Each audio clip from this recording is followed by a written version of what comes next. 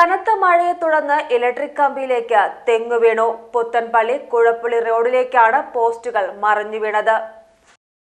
കഴിഞ്ഞ ദിവസം പെയ്ത മഴയിലും കാറ്റിലുമായി പെരുമ്പടപ്പ് പുത്തൻപള്ളി കുഴപ്പുള്ളി റോഡിൽ സ്വകാര്യ വ്യക്തിയുടെ പറമ്പിൽ നിന്നും തെങ്ങ് ഇലക്ട്രിക് കമ്പിയിലേക്ക് വീണ 6ഓളം പോസ്റ്റുകൾ മുറിഞ്ഞു.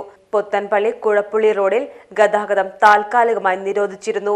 പോസ്റ്റുകൾ മാറ്റി വൈദ്യുതി പുനഃസ്ഥാപിക്കുന്നതിനുള്ള പ്രവർത്തികൾ ആരംഭിച്ച ശേഷം വൈകുന്നേരത്തോടെ വൈദ്യുതിയും ഗതാഗതവും പുനഃസ്ഥാപിച്ചു. PGTV news, Ponnani. ചെറിയ കാറ്റുണ്ടായിരുന്നാലും എന്നാലും മഴ ഉള്ള സമയത്ത് ഈ ഭാഗത്തൊരു തെങ്ങ് വീണ് അതിനോടനുബന്ധമായി ഇലക്ട്രിസിറ്റിയുടെ 6 പോസ്റ്റുകൾ മുറിഞ്ഞു വീഴുകയുണ്ടായി.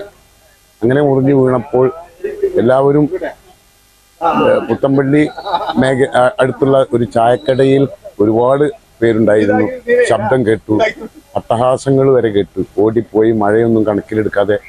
എന്നാൽ ഭാഗ്യത്തിന് ആർക്കും കാര്യമായ പരിക്കൊന്നും സംഭവിച്ചില്ല.